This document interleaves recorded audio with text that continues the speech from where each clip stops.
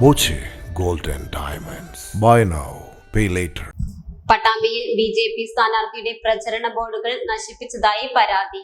നഗരസഭ 27-ാം division BJP. സ്ഥാനാർത്ഥി നളിനി ഹരിദാസിന്റെ പ്രചരണ ബോർഡുകളാണ് ടാർ ഒഴിച്ചും കീറിയും നശിപ്പിച്ചത്.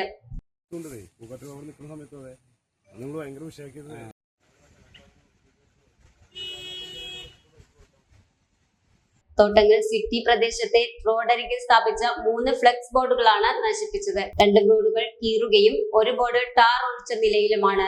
ഇന്നലെ വൈകുന്നേരമാണ് സംഭവമെന്ന് ബി.ജെ.പി. പ്രവർത്തകർ പറഞ്ഞു.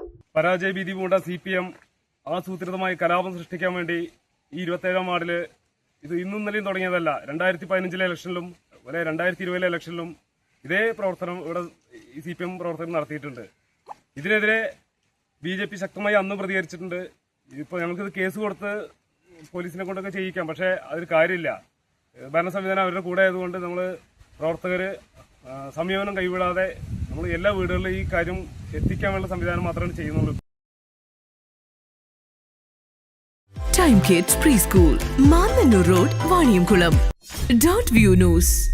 കാഴ്ചകളാണ് ലോകം, കണ്ടു തുടങ്ങുക.